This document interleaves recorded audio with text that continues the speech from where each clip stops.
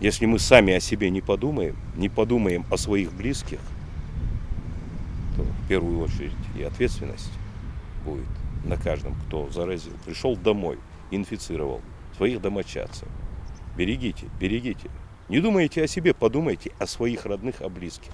Подумайте о своих детях, подумайте о своих родителях, о стариках. Я вас очень призываю. Бусулбна Ахмадиевей. Элчину саллаллаху алейхи вассалам. Эннервей цидыч.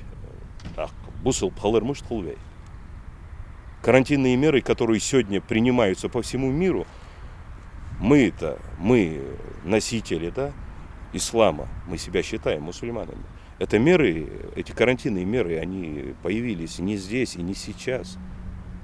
Это то, что еще пророк, саллаллаху алейхи вассалям, более 1400 лет назад сказал. Оттуда все базируется.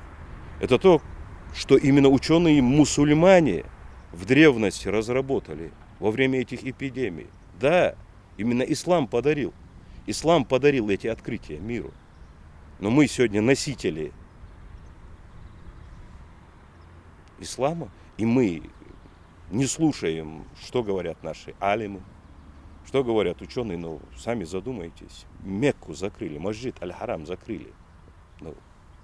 На нашей с вами истории и даже на памяти наших отцов и дедов такого не было.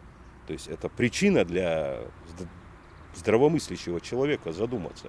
Если мы сегодня пятничный намаз в мечетях алимы отменили из-за этих же норм, я вас очень прошу еще раз, что идеал дальше. Делайте причины и уповайте на Аллаха. Бахан хауати.